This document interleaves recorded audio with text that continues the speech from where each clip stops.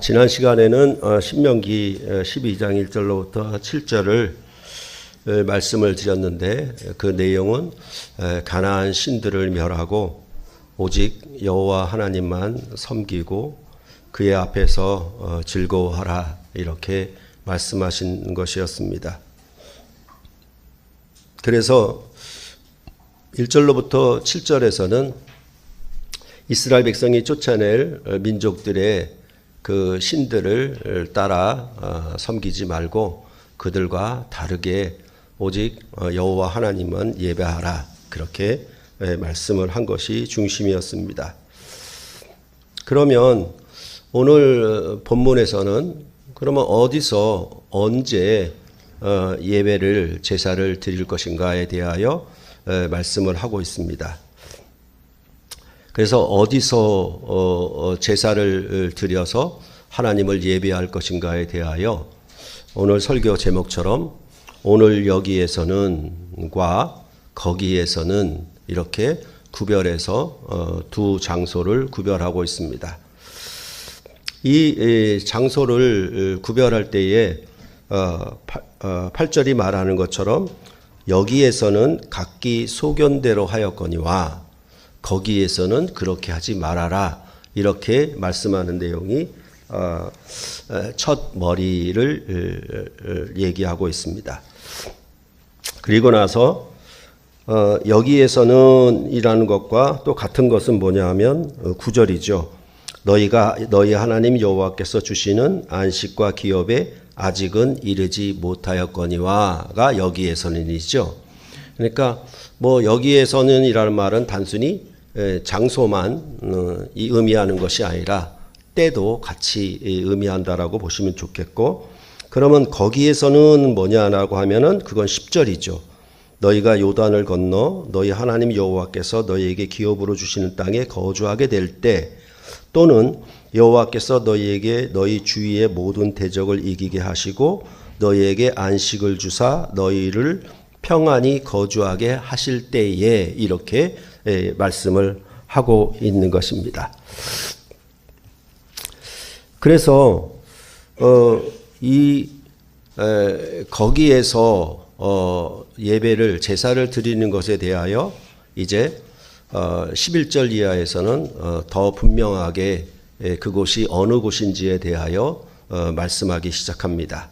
그래서 11절에 보면 여호와께서 자기 이름을 두시려고 택하신 그곳이라고 말해주고 있습니다. 모든 대적을 이기고 안식을 얻은 때는 사실 이스라엘 백성이 가나안 땅에 들어가서 다윗 왕 때에야 비로소 이루어졌습니다. 그때 다윗의 아들 솔로몬이 성전을 지었는데 그곳은 바로 여부스 사람 오르난의 타작마당이 있었던 예루살렘의 모리아 산이었다라고 말하여 주고 그곳에 바로 솔로몬은 성전을 건축하였던 것입니다. 이 모리아 산은 창세기에서 아브라함이 독자 이삭을 번제로 드린 산이었습니다. 그러니까 사실은 이 여호와의 이름을 두시려고 택한 곳은 이미 창세기부터 택하여진 곳인 것을 우리로 알게 하고 있는 것입니다. 그러면 거기서 어떻게 예배를 드리느냐에 대하여 말씀을 하고 있는데 여호와 하나님께서 이스라엘 백성에게 명한 모든 것을 가지고 나아가 제사를 드려야 한다라고 말씀을 했고, 그 모든 것에 대하여서는 11절 중반절에 말하는 것처럼 너희의 번제와 너희의 희생과 너희의 11조와 너희 손의 거제와 너희가 여호와께 서원하는 모든 아름다운 선물을 가져가고 라고 그 모든 것에 대해서 설명해 주고 있습니다. 그래서 이 모든 것에 대해서는 지난 시간에 12장 6절을 말씀드리면서 그 모든 것이 각기 무엇인지에 대하여 여러분께 말씀을 드려 정리를 했습니다. 그리고 이제 12장 7절에서는 여호와 앞에서 먹고라는 말이 나왔었는데 12절에서는 그게 없어요. 그게 없고, 또한 12장 7절에서는 너희와 너희 가족이 즐거워하라 라고 되어 있는데 오늘 12절에서는 노비까지 추가가 되었습니다.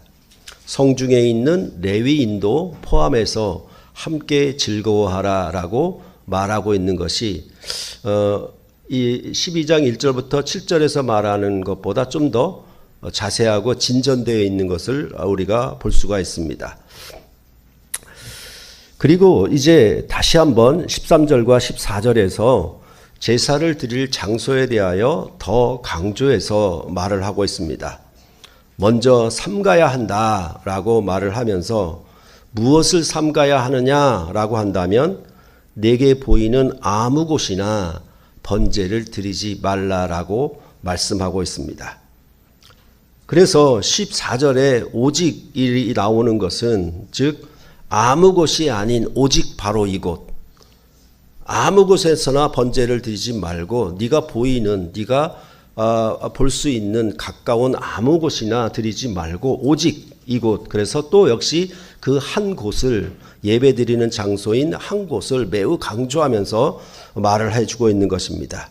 그것은 바로 너희의 한 지파 중에 여호와께서 택하실 그곳에서 드려야 한다라고 말씀해 주고 있습니다. 바로 그것에서 번제를 드리고 여호와 하나님이 명령하는 모든 것을 거기서 행하여야 한다라고 하는 것이 오늘 본문의 전체적인 내용입니다. 이렇게 신명기는 가나안 땅에 들어가 대적들을 다 쫓아내고 거기서 안식하며 거주할 때에 비로소 여호와의 이름을 두신 곳에서 가족 공동체로 예배를 드려라. 그리고 즐거움으로 예배를 하라라고 말씀을 하고 있는 것입니다. 이처럼 예배는 가족 공동체가 함께 드리는 것입니다. 여기 보면은 노비까지도 가족의 울타리에 포함시켜서 한 울타리에 노비가 살고 있는 것이니까 그 노비까지도 포함시켜서 여호와 앞에서 즐거워하라라고 말씀을 하고 있는 것입니다. 이 가족 공동체는 늘 자주 말씀드렸듯이 식탁 공동체입니다. 우리가 가족을 다른 말로 식구라고 하지 않습니까? 먹을 입이라고 얘기하지 않습니까? 그게 가족이고 식구이니까 예배를 드릴 때에 가장 중요한 것이 뭐냐 하면 가족 공동체로 예배를 드리라는 겁니다. 혼자 예배하지 말라는 겁니다. 개인으로 예배하지 말라는 겁니다. 가족 공동체 누구까지? 노비까지 포함시켜서 함께 여호와 앞에서 즐거워하라라고 말씀을 하고 있는 것입니다. 그러니까 늘 말씀드렸듯이 신학의 꽃은 예배학이고 예배학의 꽃은 설교요. 그렇게 얘기를 했을 때 이 예배에 대해서 얘기를 할 때 기본적으로 이런 사실, 성경이 신구약 공이 말하는 이런 식탁 공동체로 예배하는 것에 대하여 아직도 많은 교회가 깨닫지 못하고 있는 것입니다. 왜냐하면 개인 구원을 가르쳤기 때문에 그냥 자기만 와서 자기 혼자 예배하고 가면 그만이라고, 내 예배는 온전하다 이렇게 생각하게끔 만들어 놓은 것입니다. 그러나 성경은 분명히 말을 하는 것이 뭐냐 하면 가족 공동체로 예배를 드려야 하는 것입니다. 그렇기 때문에 어린이 예배, 어른 예배가 따로 구별될 수가 없습니다. 우리가 12장 그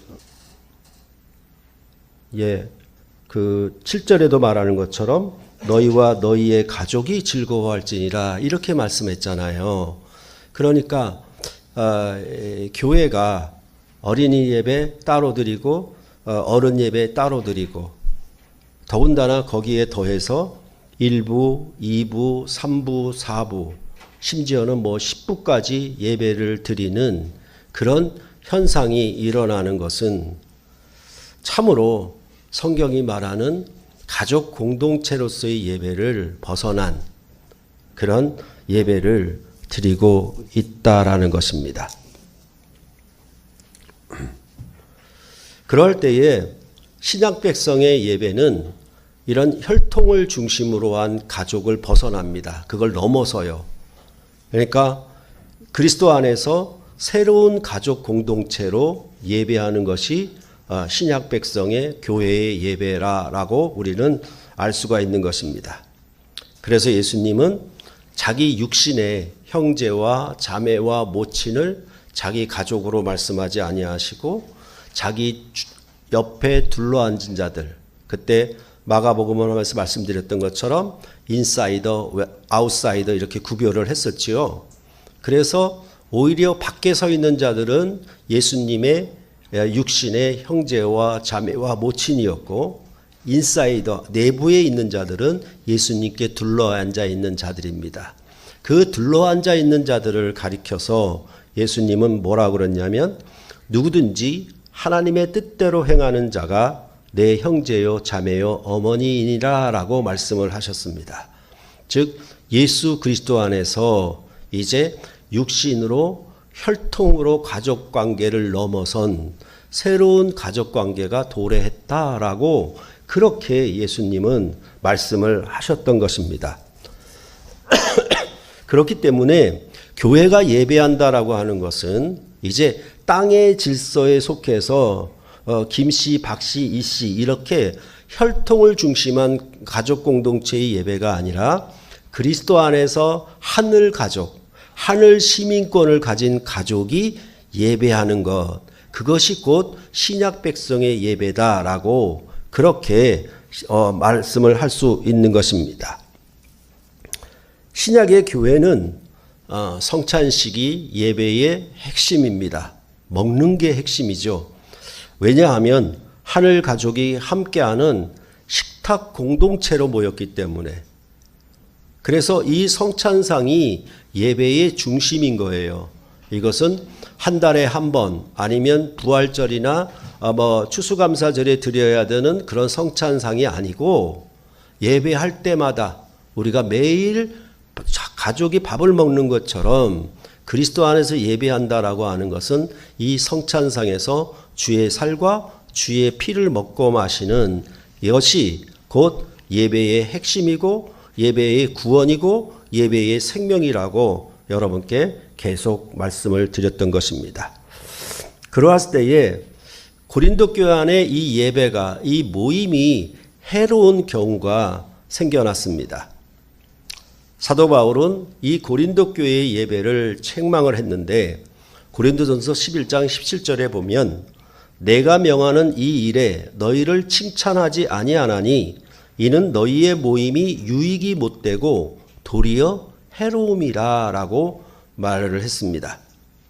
그 해로운 까닭은 뭐냐 하면 고린도 교회가 하나의 식탁 공동체를 이루지 못했기 때문이었습니다.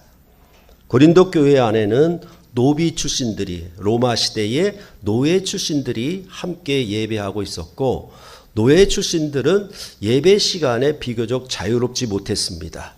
그러니까 자유인들은 예배 시간에 와서 충분히 예배를 드릴 수 있었으나 이 노비들은 그 시간에 도착을 할 수가 없었던 것입니다. 그런데 문제는 이 자유인들이 자기 만찬을 가져다가 자기들끼리 먹고 배불렀습니다. 그리고 이 노비 출신들은 가난하고 먹을 것이 없고 시장한 사람들이 아니겠습니까? 그 사람들이 와서 주의 만찬을 먹으려고 보니까 아무것도 없습니다. 그러니까 이 자유인과 노예 계급의 차별이 일어난 것이죠. 한 식탁 공동체에서 함께 식사하는 예배를 드려야 되는데 그 모임이 오히려 해롭게 된 것입니다. 즉, 한 몸을 자유인과 노비가 찢어 놓은 것처럼 되어 있어서 한 떡이 되지 못하고 한 몸이 되지 못했기 때문에 사도 바울은 너희의 모임이 유익이 되지 못하고 도리어 해롭다라고 그렇게 책망을 한 것입니다. 이것도 결국 뭐냐 하면 이 자유인들의 입장에서 노비를 생각하지 않는 겁니다. 나만 예배하고 나만 먹고 마시면 된다는 생각이 지배적이었기 때문에 그 노비들과 함께 연합해서 한 몸, 한 식탁 공동체로 모여서 예배하는 것에 대하여는 아예 생각이 없었던 것입니다. 그러니까 자기가 준비해서 자기가 수고해서 얻은 음식을 가져와서 자기가 먹고 자기가 배부르는 것에 대하여 누가 뭐라 하겠습니까? 그런데 예배는, 그리스도 안의 모임은 이 먹으러 모이는 것이기 때문에 이것이 한 식탁 한 가족으로 먹지 아니하면 그것은 온전한 예배가 되지 못한다라고 그렇게 사도 바울은 책망한 것입니다. 그러니까 여러분들도 만약에 10명의 자식이 있다라고 했을 때 가장 기쁜 게 뭡니까? 그냥 첫째하고만 먹고 둘째하고만 먹으면 기쁩니까? 아니잖아요. 10자식 다 한 상에 모여서 반찬은, 식사는 어떤 내용인지 몰라도 그래도 한 식구가 다 모여서 식탁에서 먹는 것이 기쁨이고 행복이지 않겠습니까? 예배도 똑같은 거예요. 그런 의미에서 이제 이 육신의 가족을 넘어서 그리스도의 피로 예수를 믿는 하나님을 아버지로 모신 형제자매들이 식탁 공동체로 한 몸을 이루어서 예배하는 것, 그것이 되지 못하면 그것은 참으로 해롭다라고 말씀을 하고 있는 것입니다. 그렇기 때문에 교회가 욕심을 부리는 거죠. 또 목사들이 욕심을 부리는 거죠. 그래서 앞서 말씀드렸던 것처럼 매주 성찬을 시행할 수 없을 만큼 교회가 비대해져 버린 겁니다. 수천 명, 수만 명이 모이다 보니까 이제 1부, 2부, 3부로 그 그리스도의 한 식탁 공동체를 찢어놓게 된 것입니다. 늘 말씀드렸지만은 옆에 앉아서 예배드리는 성도의 이름을 몰라요. 한 번도 말을 섞은 적이 없어요. 왜냐하면 개인 구원만 가르쳤기 때문에. 그런 예배를 드리면서도 우리는 그런 성공적인 목회를 했다, 성공적인 부흥한 교회였다라고 떠받들고 있고, 도리어 가족 공동체로 예배하는 성경의 성경 말씀대로 예배하는 것에 대하여서는 지식이 없습니다. 이해가 없어요. 그저 많은 사람 모이고 수많은 사람이 1부부터 10부까지 되면 얼마나 하나님의 영광이, 부흥이 하나님의 뜻대로 이루어지지 않았느냐라고 하는 자기 착각에 빠져서 그렇게 예배를 드리는 경우가 우리 가운데 허다한 것입니다. 그렇게 봤을 때 이러한 현 시대에 일어나는 이런 예배의 교회의 예배의 모습은, 그것은 하다못해 구약의 예배에도 속하지 못해요. 너희와 너희 자녀와 너희 가족들과 너희 노비와 함께 하나님 앞에서 즐거워하라고 하는 그 최소한의 기준도 채우지 못하는 것입니다. 그랬을 때 지난 시간에 말씀을 드렸던 것처럼 신약교회의 예배는 이제 구약 백성 이스라엘이 드렸던 이 산도 아니고 저 산도 아니라고 그렇게 요한복음 4장에서 말씀했다라고 말씀을 드렸습니다. 그리고 영과 진리로 드리는 새 시대에 아버지께 예배하는 참 예배하는 때가 도래했다라고 그렇게 주님은 말씀을 하셨습니다. 그러면 영과 진리로 드린다라는 것은 뭐냐라고 얘기했을 때, 그거는 보이지 않게 그냥 마음속으로 진정으로 드린다는 말이 아니고, 영과 진리라는 말은 똑같이 반복된 말이에요. 그 말은 뭐냐 하면 새로운 관계에서 또한 새 언약으로 예배한다라는 것입니다.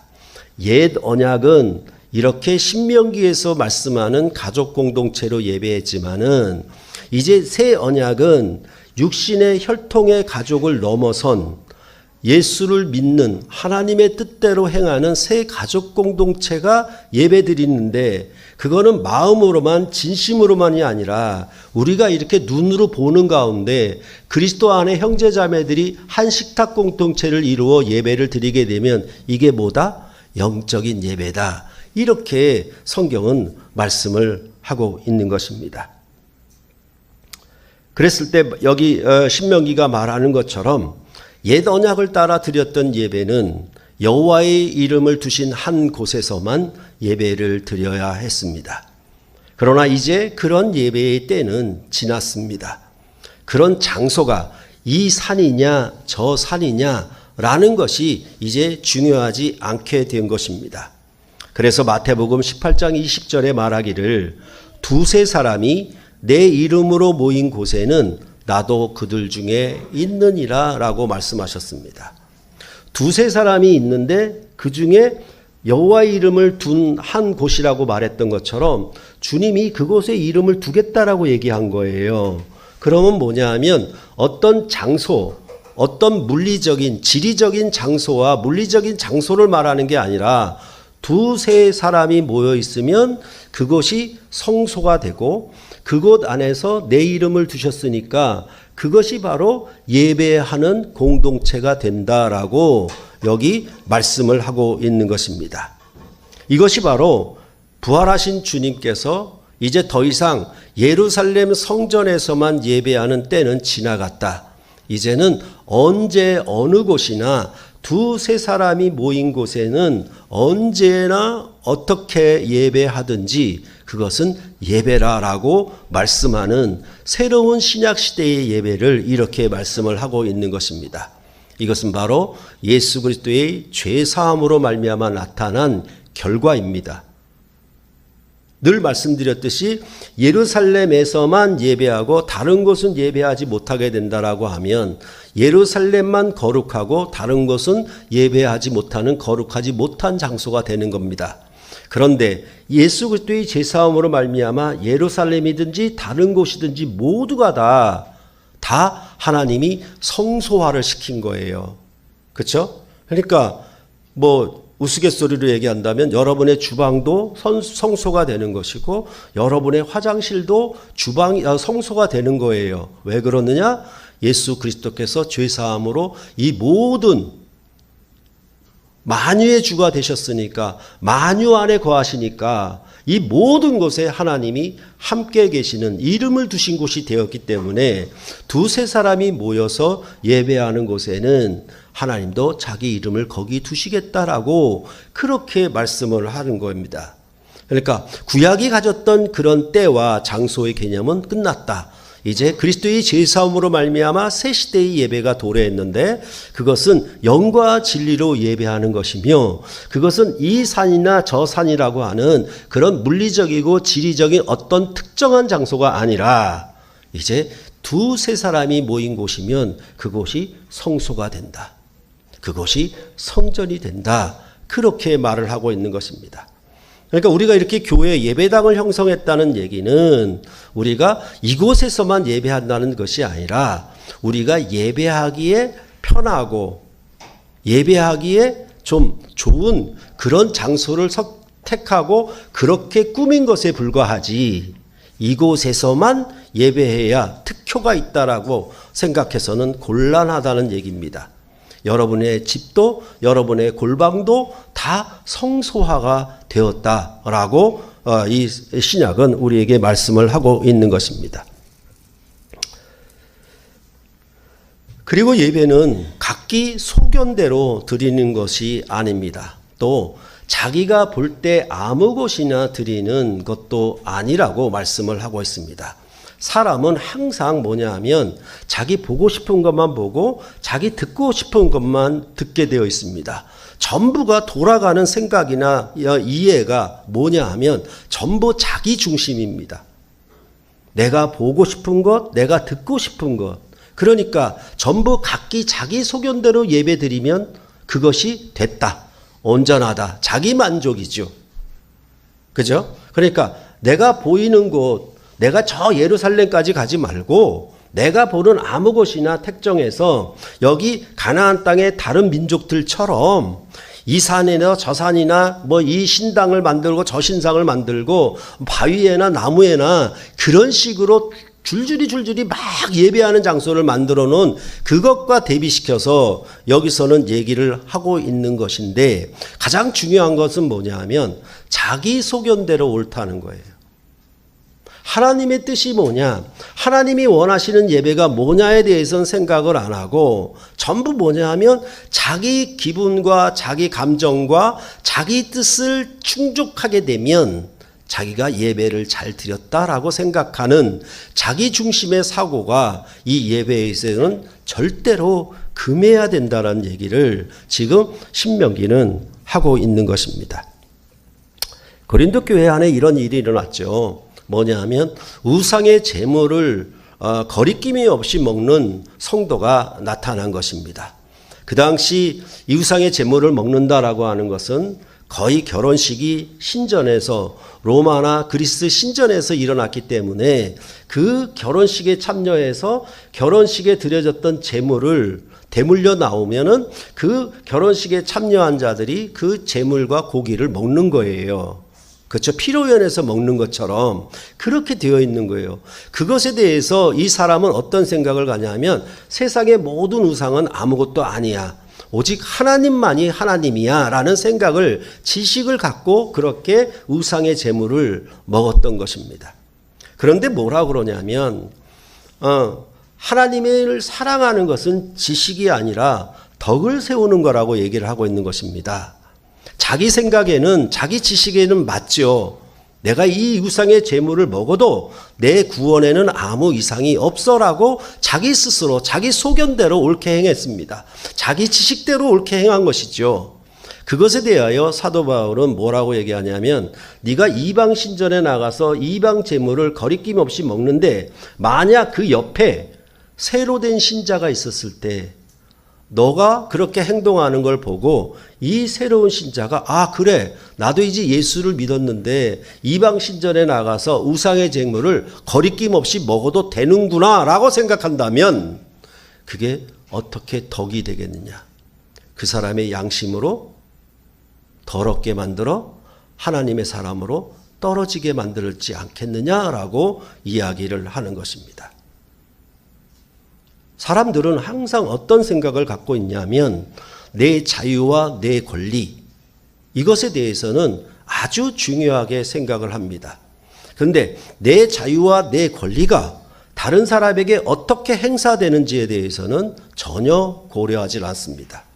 그러니까 종말이, 마지막이 가까우면 가까울수록 이런 극도의 이기주의는 아주 극악하게, 아주 사탄의 세력으로 발악하며 아주 크게 발응을 하게 되어 있습니다. 그래서 현 시대는 전부 뭐냐 하면 각자 소견이 옳다라는 것을 인정해 주는 겁니다. 어느 누구도 진리는 없고 영원한 것은 없다라고 부정해 버리고 그저 네가 생각하는 게 옳아, 그건 네 자유야, 그리고 네 권리야 라는 방식으로 다 인정해 주는 그런 풍토와 세상이 되어버리고 만 것입니다. 이것에 대하여 그렇게 얘기를 하는 거예요. 내가 지식이 있고 내가 아는 권리가 있으니까 나는 우상의 제물을 먹어도 내 소견에는 아무런 이상이 없어 라고 생각하는 것과 똑같은 얘기입니다. 참으로 안타깝고 답답한 것은 뭐냐 하면 우리가 될 수 있었던 것은 부모가 어떻게 한 것입니까? 부모가 만약 자기 자신만을 위해서 자기 권리와 자기 자유를 따라서 그렇게 행하였다라고 하면 자식은 어떻게 존재할 수 있고 양육될 수가 있고 지금 이 자리에 서 있을 수가 있겠습니까?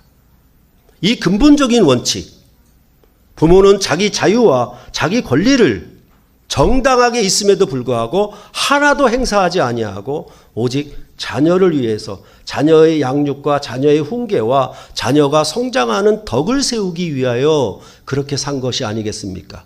그래서 여러분 각자가 제가 존재하는 것 아니겠습니까? 그게 바로 사랑의 덕이라는 얘기예요. 사랑은 지식이 아니고 덕이라는 얘기입니다.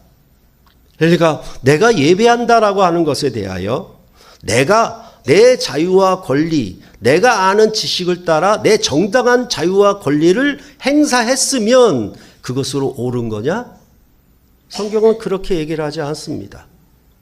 그것은 세상이 바라는 바라고 그렇게 말을 하고 있는 것입니다. 그렇기 때문에 사도 바울은 내가 너희의 덕을 세우기 위해서 이렇게 고린도 교회를 봉사하지 않았느냐, 그렇게 말씀을 했습니다. 여러분이 알기에 그리스도께서는 자신을 위하여 죽었습니까? 자신이 섬김을 받기 위해 십자가를 지셨습니까? 하늘 영광의 보좌와 하나님과 동등됨을 취할 것으로 여기지 아니하시고 자기를 비어 사람의 몸을 입고 종의 형체로 낮아지신 것은 자기의 겸양 미덕을 세우기 위해서 그랬던 것입니까? 아니에요. 죄인을 위한 것이에요. 죄인을 세우기 위해서 그렇게 행하신 거예요. 그래서 사도 바울도 뭐라고 그러냐면 내가 그리스도를 본받는 것 같이 나도 너희를 위해서 이렇게 봉사하고 너희의 그리스도의 덕을 세우기 위하여 헌신했으니 너희는 나를 본받으라는 말이 가능한 거예요.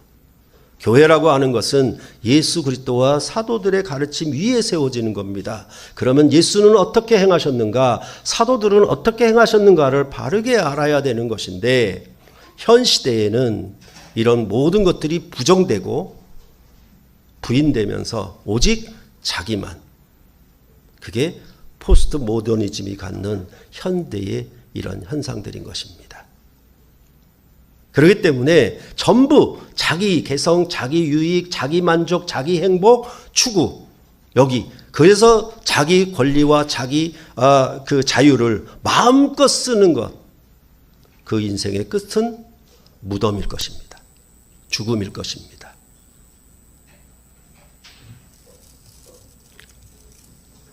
말씀드렸던 것처럼 하나님 아버지와 예수 그리스도는, 또한 사도들은, 아니면 우리의 부모들은 자기의 영광과 특권을 위해서, 자기만을 위해서 자기 자유와 권리를 행사하지 않으셨습니다.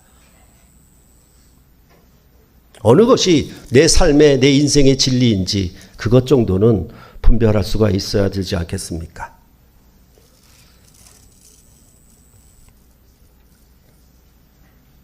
예를 들어서 토요일 늦은 시간, 아니 주일 새벽 시간까지 놀고 자기 유익만 구하다가 예배 시간에 늦거나 피곤한 몸으로 예배에 억지로 와서 앉아 있는다라고 하면, 예배에 출석했다라고 하는 어떤 출석 도장을 찍는 것은 옳지만은 그것이 우리 전체에게 덕이 되겠는가?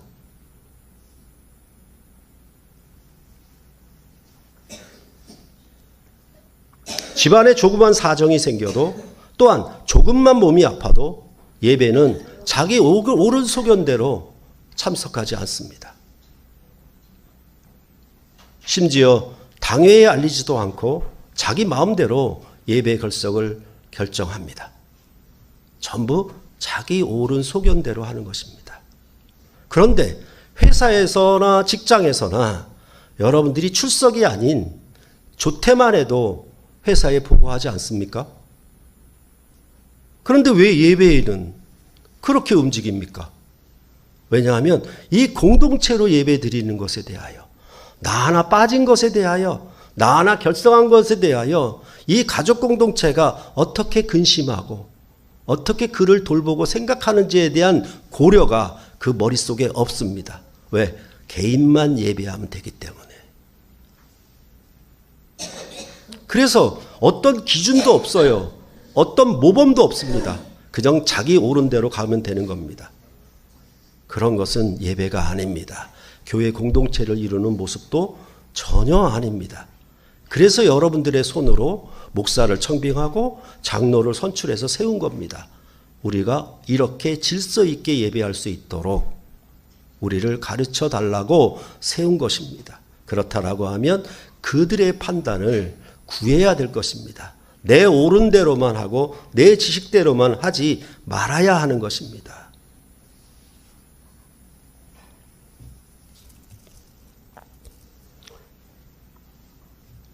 자기 한 사람은 결석해도 괜찮고 그렇게 생각하고 52주에 1년에 52주 예배하는데 그중에 한 주 정도는 빠져도 괜찮고 라는 자기 소견이 있을지 모르겠습니다. 그러나 이 예배에 대한 이해가 없어요. 부부관계에서 하루만 외박해도, 그렇죠? 1년에 365일을 살면서 하루만 예박해도 그거는 엄청난 사건입니다. 그거에 대한 인식이 없어요. 예배하는 것. 그리스도는 신랑이고 교회는 신부라고 하는 신랑과 신부가 만나는 성찬상에서 식탁 공동체로 예배하는 것에 대한 개념이 없는 겁니다. 그냥 예배에 출석했냐 안 했냐 그런 횟수로, 그런 개근상이나 정근상 받는 정도로만 생각을 하고 있지, 이 만남과 교제가 얼마나 온전한 예배의 갖춤을 이루어야 되는지에 대하여 생각이 없는 것입니다. 이런 것이 전부 뭐냐 하면 자기 보기 좋은 대로, 자기 생각하기 좋은 대로 그렇게 행동하기 때문에 그거는 구약에서도 예배로 옳지 않다라고 그렇게 분명히 이야기를 하고 있는 것입니다. 이렇게 여호와의 명령을 따라 모든 것을 드리고 여호와 앞에 먹는 제사의 절정이 뭐냐? 그것은 즐거움입니다. 이스라엘 백성은 가나안 땅을 기업으로 주시고 그 땅에 거주하는 안식을 주심에 대하여, 또한 그 땅에서 곡식을 주시고 소산물을 주신 그것으로 인하여 여호와 앞에 모든 것을 드리고 즐거워했습니다.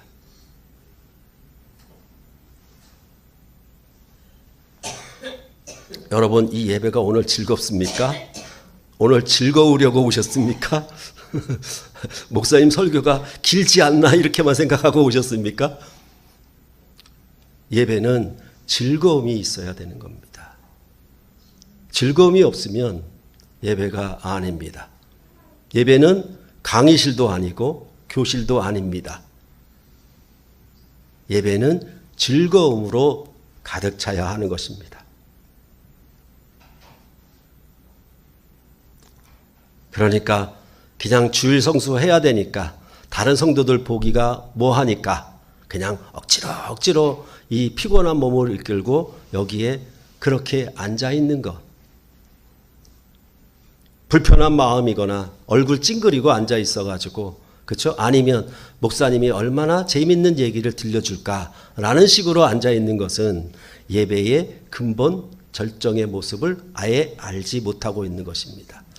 여러분들이 오늘 예배에 참여하든지 아니면 전날에 예배를 준비하는 모든 모습, 아니면 여러분들의 나머지 6일의 전체적인 모습은 예배의 즐거움의 목표를 하고 이 자리에 참여를 해야 되는 것입니다.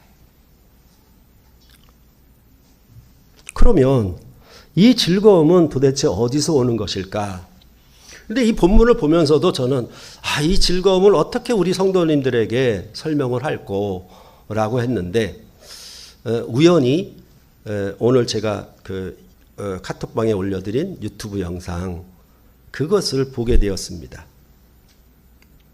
김장하 선생에 대해서 제가 두 번째인가 지금 얘기하고 있죠. 그죠? 헌법재판소의 소장 대행이었던 문형배 재판관의 은사가 바로 김장하 선생이었습니다. 그걸 몰랐죠, 전혀. 몰랐었는데 이미 무슨 교양 프로그램의 TV상을 받았더라고요. 다큐멘터리로 받았었는데, 이 문형배 헌법재판관은 가난한 농부의 아들로 태어나서 중학교 이상 학업을 계속할 수가 없게 되었어요.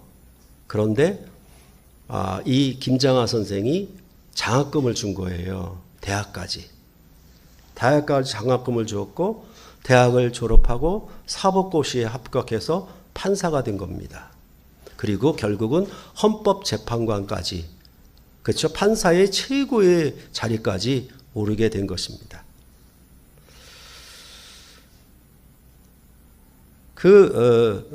문형배 재판관이 어떤 시간에 앞에 나와서 마이크를 들고 청중에게 얘기하는 그런 것도 보았는데, 뭐냐 하면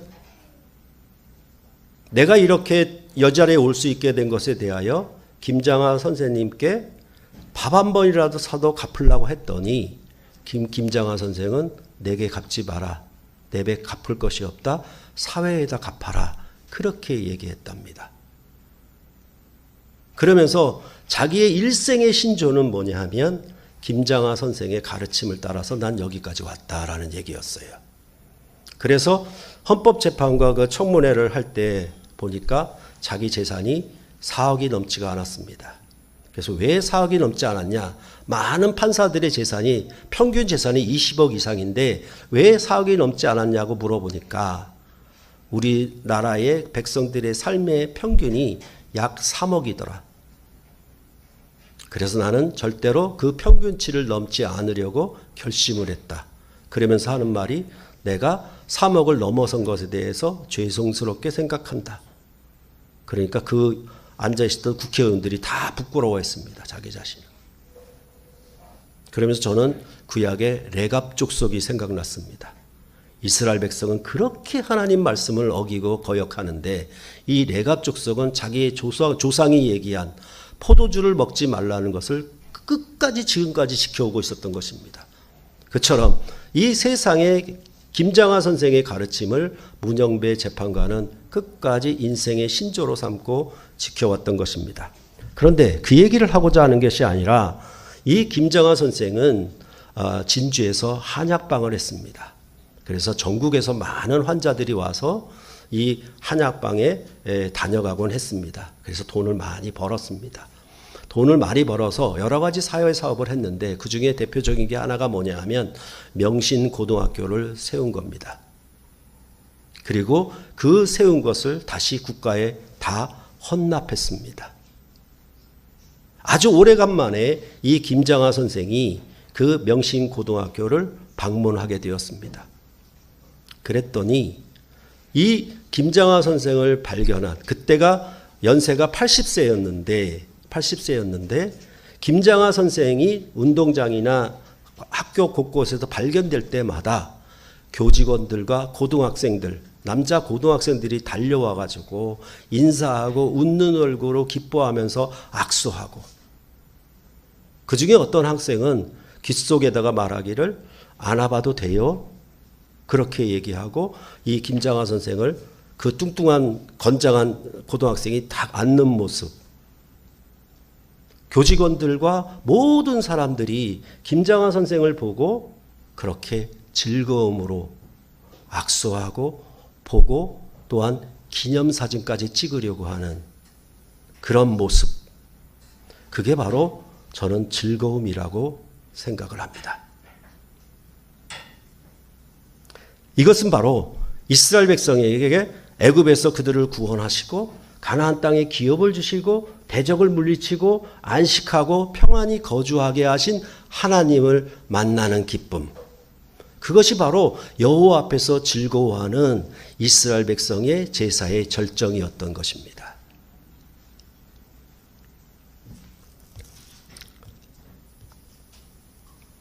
그러나 이 구원의 감사의 기쁨은 이 예배의 기쁨은 사라질 것이고 없어질 것이고 무너질 것이었습니다. 이스라엘의 역사에서 보면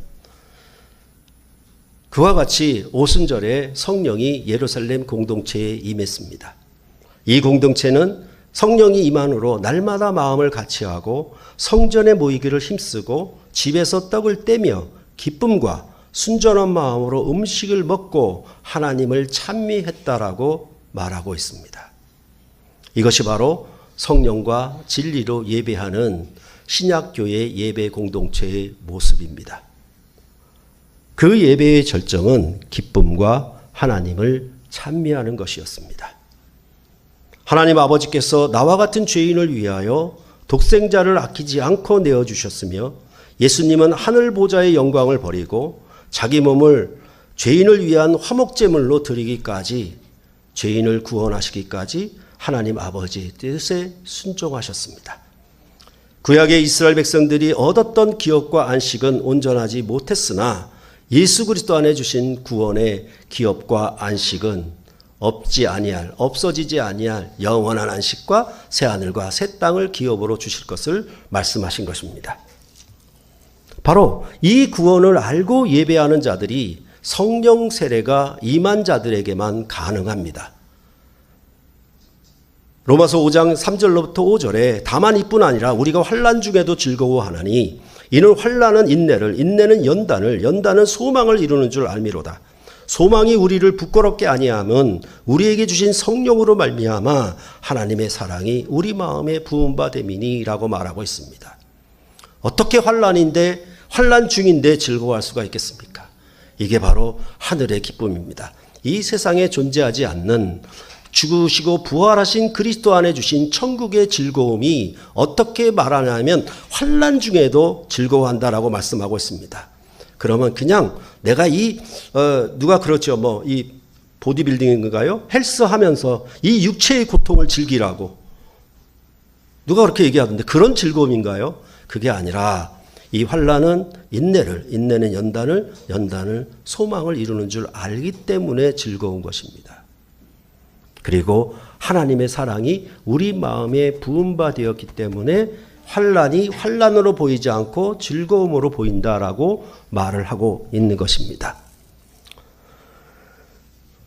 그 즐거움은 환난이나 고난이 소망을 이루게 하는 것을 알기 때문에 오는 것입니다. 그 소망은 이스라엘 백성들이 지금 여기에서는 없으나 거기에서는 바랐던 그런 것이 아니었습니다. 성령은 새하늘과 새 땅을 기업으로 얻을 것이며 영원한 안식을 얻게 하실 소망이 부끄럽지 않게 합니다. 그래서 바울과 실라는 억울한 일로 감옥에 갇혀서도 하나님을 찬미했던 것입니다. 이런 것은 세상에 없는 즐거움입니다. 오늘 사는 현재의 고난이 그 구원의 소망으로 인하여 그 즐거움을 빼앗지 못하는 것입니다. 환난인데 고난인데 어찌 아프지 않을 수가 있고 어찌 힘들지 않을 수가 있겠습니까? 그런데 그 환난과 현실의 고난이 이제 소망으로 인하여 하나님의 사랑이 내 안에 부어졌기 때문에 그 환난이 내 즐거움을 빼앗지 못한다라고 그렇게 성경은 말하고 있는 것입니다. 여러분께 자주 비유를 든 것처럼 군 제대를 앞둔 말년병장은 전역을 하기까지 군에서 어떠한 어려운 일과 정말 답답하거나 힘든 작업을 하고 훈련을 해도 늘 싱글벙글입니다.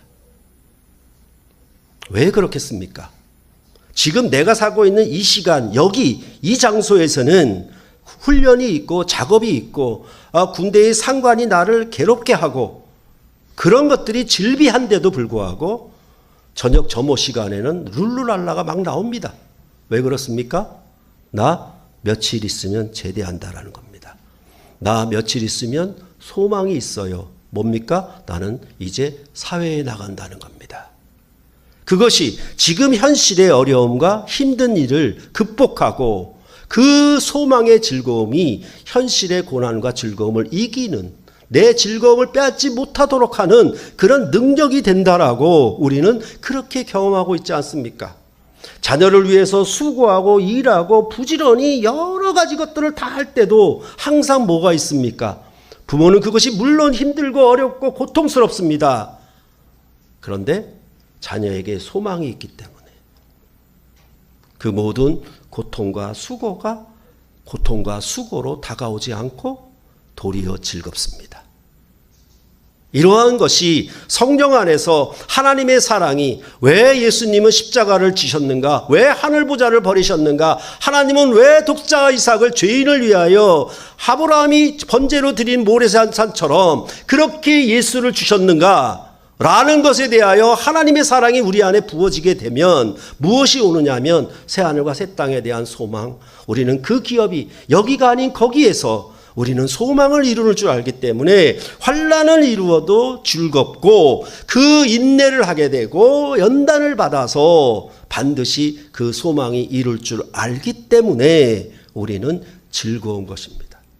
내 경제적 형편이 나아지고 내 자식이 성공하고 이러한 현세적인 물리적인 어떤 성공과 기쁨이 나에게 기쁨을 주는 방식이 아니라 세상에 없는 그런 놀라운 기쁨이 성령으로 거듭난 자들에게 임해서 바로 영과 진리로 예배하는 자들을 찾는다라고 얘기했던 것처럼 성령 세례가 임한 자들은 바로 이러한 즐거움으로 하나님을 예배하는 이 주일의 예배를 손꼽아 기다리고 그날의 예배에 마치 고등학생들이 80세가 된 김장하 선생을 만나고 허그하는 그 기쁨, 그렇게 우리 신랑 되신 주님과 하나님을 만나고 교제하고 이 식탁에서 먹고 마시는 가족 공동체로서의 즐거움이 이 성령 세례가 임한 사람들은 넘쳐난다라는 것입니다.